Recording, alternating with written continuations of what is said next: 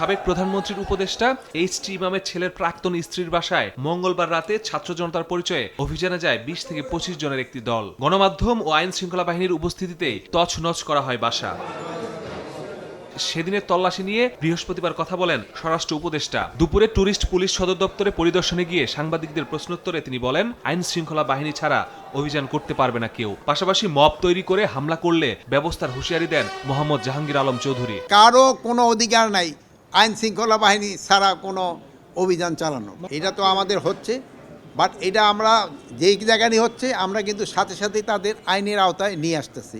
এইগুলি ক্ষেত্রে আপনারা জনগণকে একটু সচেতন করতে হবে। জনগণ এত উচ্ছৃঙ্খল হয়ে গেলে কিন্তু অনেক সময় সমস্যা হয়। ঈদুল ফিতর সামনে রেখে মহাসড়কে ডাকাতি নিয়েও কথা বলেন স্বরাষ্ট্র উপদেষ্টা। বলেন, ডাকাতির হটস্পট ঘিরে জোরদার করা হয়েছে নিরাপত্তা, পাশাপাশি ছিনতাই ও চাঁদাবাজি বন্ধেও যথাযথ ব্যবস্থা নেওয়া হচ্ছে বলেও জানান তিনি। ইনসেক্ট রিপেলেন্ট মাস্টার ব্যাচ যুক্ত আরএফএল ওয়াট্রো, কাপড় যত্নে রাখার নাম্বার 1 সলিউশন। রাজশাহী এই জন্য একটু সংখ্যাটা একটু বেশি, টাঙ্গাইলের এখানেও একটুখানি বেশি।